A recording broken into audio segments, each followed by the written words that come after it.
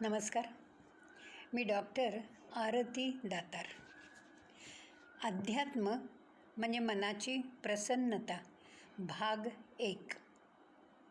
दैनंदिन जीवनातील प्रत्येक गोष्टीला, कृतीला उत्साहाने, प्रसन्न मनाने सामोरं जाणं हे कधीही बाह्य परिस्थितीवर अवलंबून नसतं, तर आपल्या मनावर अवलंबून असतं. त्यासाठी मनाची प्रसन्नता टिकवायला हवी. या प्रसन्नतेमुळे आपण नित्य आनंदी आणि समाधानी राहतो. अध्यात्म म्हणजे आनंदाने, समाधानाने, शांतीने जीवन जगण्याची सोपी वाट. आध्यात्मिक संत सज्जन महापुरुष आपल्याला त्यांच्या विचारातून आनंदाचं मर्म सांगतात, आनंदाची वाट दाखवतात, आपलं जगणं सोपं करतात. त्यामुळे संत सज्जनांबद्दल आपल्या मनात अखंड कृतज्ञता भावावा. या कृतज्ञतामुळे हेची दान देगा देवा, तुझा विसर न व्हावा, ही प्रार्थना करता येते. संत महापुरुष संपूर्ण सृष्टीची रचना करणाऱ्या विश्वात्म्याचं स्मरण नित्य करतात. त्याच्यापुढे सहजपणे नम्र होतात.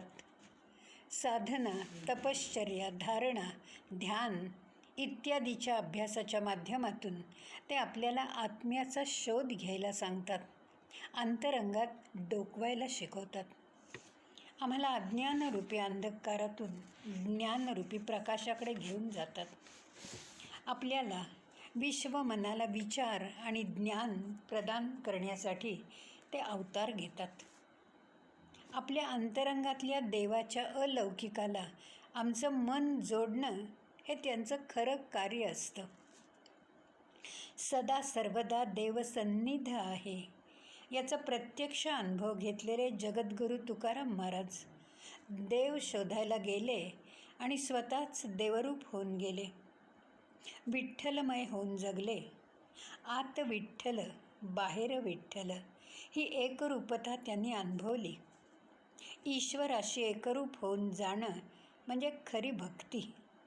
मूल्यांची पूजा करणारी तुकोबांची अभंगवाणी म्हणजे भक्ती भावनेची पावनगंगा आहे.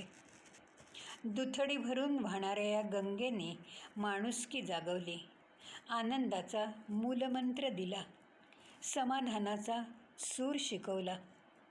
त्यांच्या अभंगातून मिळणारी शिकवण कुठल्याही काळात उपयोगी पडणारी आहे.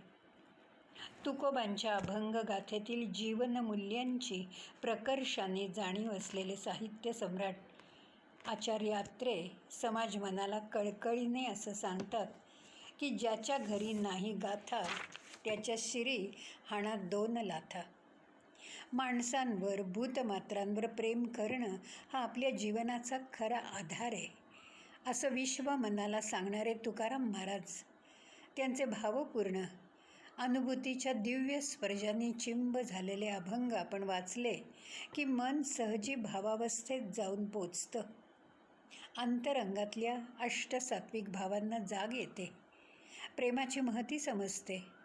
ज्ञानपीठाचे मानकरी असलेले काही कुसुमाग्रज असं म्हणतात, तुकाराम एका बैठकीत कसा वाचणार? मधूनच वाचतो. कुठलंही पान उघडतो आणि तिथेच खिळून राहतो. तुकाराम आपल्याला शब्दात धरून ठेवतो, जमिनीवरून उचलतो आणि अलगद महाशून्यात घेऊन जातो. खरंच तुकाराम हे काही वेगळंच रसायन आहे. ज्ञानदेवांनी उभारलेल्या भागवत मंदिराचा कळस होण्याचं भाग्य तुकाराम महाराजांना त्यांच्या कर्तृत्वामुळे लाभलं. तुकाराम हा मराठी माणसाच्या पोटातला भाव आहे. ज्ञानात तुका आजही आपल्यात आहेत, अशी भक्ती मार्गाने जाणाऱ्या समाज मनाची दृढ श्रद्धा आहे. तुकारामांचे अभंग, त्यांची उत्कट भक्ती म्हणजे आपल्या मर्मबंधातली ठेव आहे. त्यांच्या अभंगाने अभंगवाणी प्रसिद्ध तुकयाची अशी नाममुद्रा मराठी अभंगावर उमटवली. आयुष्यभर दुःख, संकट यांना समर्थपणे तोंड देऊन त्यावर मात करून स्वतःचा उद्धार करून घेणारे तुकोबा समाज मनाचा खरंच आदर्श आहेत. त्यांचे अनुभवाचे बोल अभंगातून वाचले की मन शांत आणि प्रसन्न होतं. स्वतःच्या उद्धाराचा मार्ग सापडतो. रात्रंदिन आम्हा युद्धाचा प्रसंग याचा अनुभव नित्य घेतलेले तुकोबाराय स्वानुभवाने आपल्याला असं सांगतात.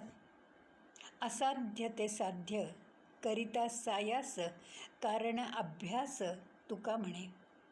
नराचा नारायण कसा होतो हे तुकोबांच्या अभंगगाथेतून आपल्या मनाला समजतं. तुकोबा हे भागवत धर्माचे कळस म्हणून तळपत असले तरी ते आपल्यासारखेच सर्वसामान्य होते, संसारी होते. विठू भक्तीचा घराण्यातून मिळालेला समृद्ध वारसा, आईवडिलांचे संस्कार, मूल्यांची शिदोरी याचं महत्त्व त्यांना संकटकाळी खऱ्या अर्थाने समजलं. आपल्या माणसात, संसारात, वस्तूत विशिष्ट मर्यादेपर्यंतच गुंतवणूक ठेवावी हे त्यांना स्वानुभवातून समजलं. संकटकाळी आपल्याला स्वतःची खरी ओळख होते. दुःखातून शाश्वत आनंदाची वाट दिसते. या वाटेने ते विठूपर्यंत जाऊन पोचले. या वाटेलाच भक्तिमार्ग असं म्हणतात. हे त्यांनी आपल्या विश्वमनाला सांगितलं. या वाटेवर भूतकाळाचा विसर पडतो आणि वर्तमान भविष्याला वळण लावता येतं. तुकोबा असं म्हणतात, सुखदुःख संसारी देव धरावा अंतरी, सारी चिंता हरी हरी म्हणे तुकाराम. स्वतःची ओळख होणं, त्यानुसार जननिंदेकडे पाठ फिरवून वाटचाल करणं म्हणजे अध्यात्म.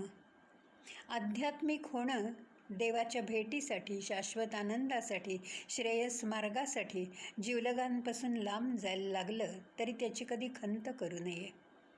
श्रेयसाच्या मार्गावर आपल्या प्रत्येकाला सोयरा भेटतो.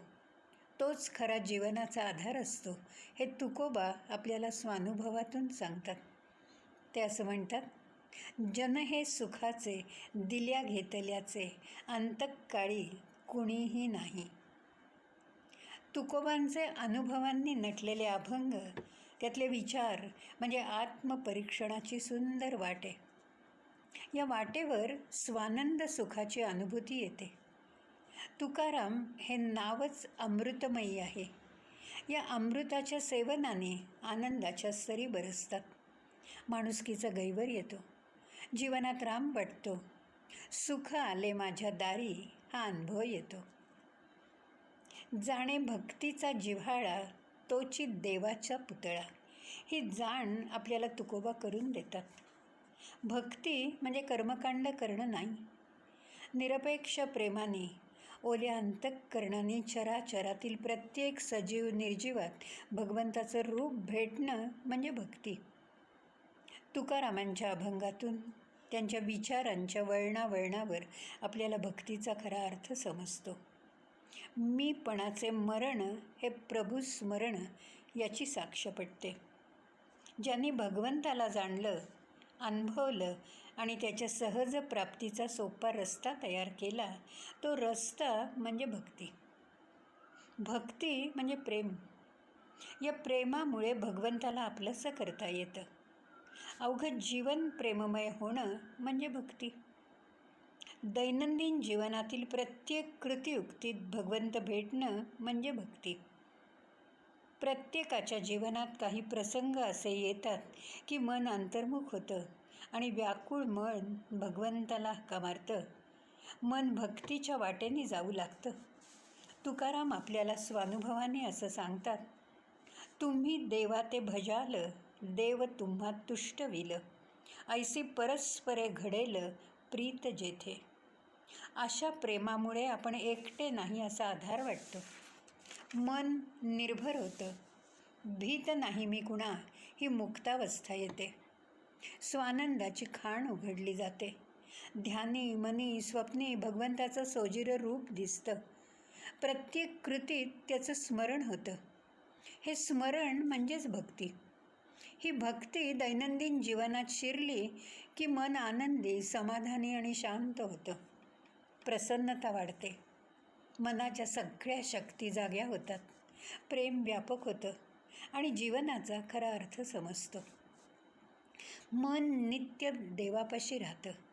भक्तीचा अर्थ समजतो. भक्तीचा खरा अर्थ समजलेलं चैतन्यमयी मन आपल्याला पुढील कवितेतून उलगडतं.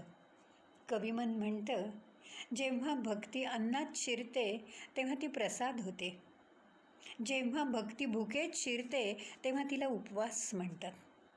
जेव्हा भक्ती पाण्यात शिरते तेव्हा तिला तीर्थ म्हणतात.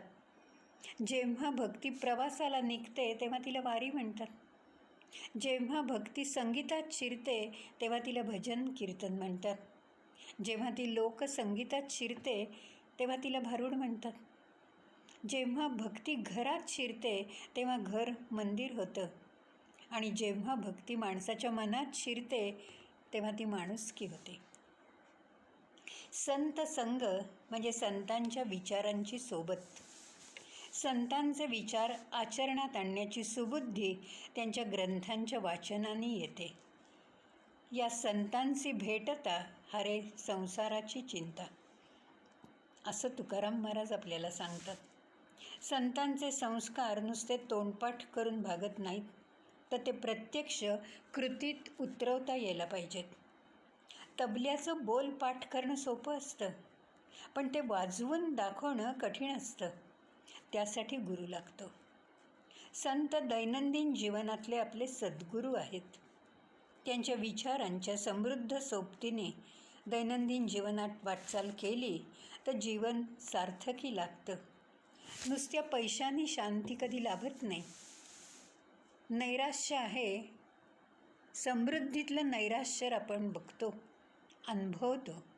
पैसा हाच माणसाचा खरा शत्रू आहे. पैसा, सत्ता, स्पर्धा त्यांच्या मागे धावताना माणूस थकून जातो. माणुसकी, नाती, स्वधर्म, स्वकर्तव्य यांना पारखा होतो. पैशापायी जन्मदात्यांचे गळे घोटले जातात. वरलिया रंगाला भुलण्यापेक्षा अंतरंग स्वच्छ होण्यासाठी, आंतरिक जीवन समृद्ध होण्यासाठी संत विचारांच्या वाटेने आपण खरंच जायला पाहिजे. सुख, समृद्धी, शांतता, प्रसन्नता जगाला अर्पण करणारे संत, त्यांचे विचार ही सुखाच्या जागा आहेत. संतांचे या गावी प्रेमाचा सुकाळ, नाही तळमळ दुःख लेपा. तेथे मी राहीन होऊन याचक, घालतील भीक तेची मज. संतांची ये गावी वसे भांडवल, अवघा विठ्ठल धनवित्त. संतांचे भोजन अमृतपान, करीती कीर्तन सर्व काळ.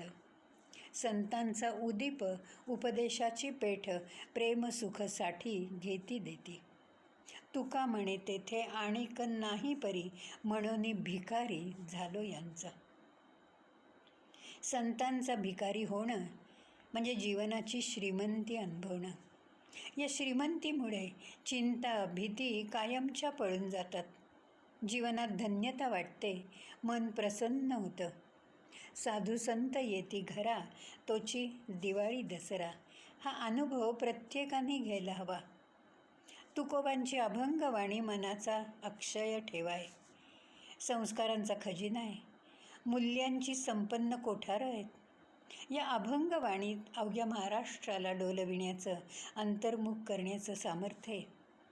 संतांच्या दिव्य सहवासात मी घडलो हे सांगताना तुकोबा आपल्याला म्हणतात, आम्ही बी घडलो तुम्ही बी घडाना. परिसाच्या संगे लोह बी घडले, लोह बी घडले ती सुवर्णाची झाले. चंदनाच्या संगे वृक्ष बी घडले, वृक्ष बी घडले चंदनाची झाले. सागराच्या संगे गंगा बी घडली, गंगा बी घडली नि सागराची झाली. विठोबाच्या संगे तुका बी घडला, तुका बी घडला आणि विठ्ठलाची होऊन गेला.